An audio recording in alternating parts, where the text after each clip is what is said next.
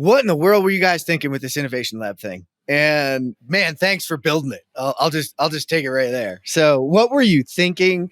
That had to be some interesting moments of discussion. It really was. And, I'll put that in top 3 projects that I've worked on over the 40 years. It was an incredible experience and really satisfying to build something that the industry could absolutely use. And that was a key design criteria. Was we didn't want to demo construction software in conference rooms. So the very first design element was, let's build something that simulates a work site, right? It's hard to get on work sites, right? It's hard, especially for software people, to get on work sites. So we went and built an environment for our customers, our partners, which a few, and for us to go and engage in solving a problem, right?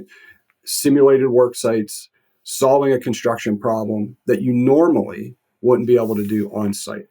We started outside. We wanted to make it as real as possible. And Jeff, winters in Chicago are really, really hard.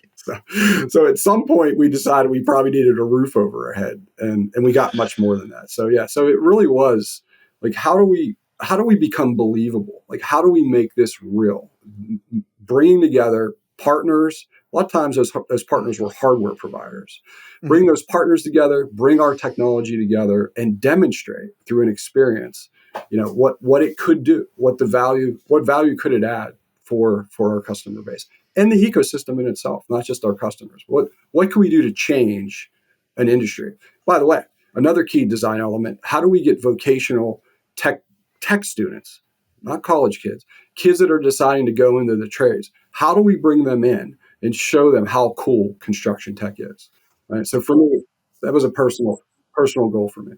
That's huge. And how do we show their parents that like Oracle has invested this much money in a lab? Yeah. So that should show a parent that this is a huge industry with huge possibilities.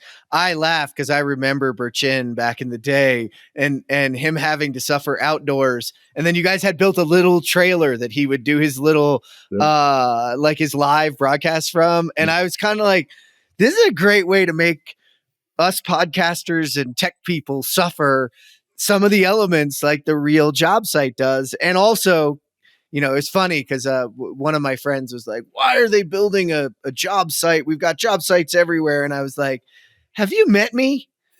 Like, no one lets me onto a job site without a lot of high vis, and all my stuff's clean. So as soon as I step on, everybody's like, watch where that guy goes. Exactly. Like, let's be honest. We got to be careful about that. Exactly. So, and the trailer, back to design elements, right? We wanted to make the trailer, absolutely life. Like it had, sawhorses with a piece of plywood. It had very uncomfortable chairs. But what I'll tell you is when we got out of conference rooms and we got people in an element that they were used to, the conversations were priceless. Like, because they didn't feel like looking in through the glass window of a conference room. They were in their element. They were in a superintendent was in his element, right?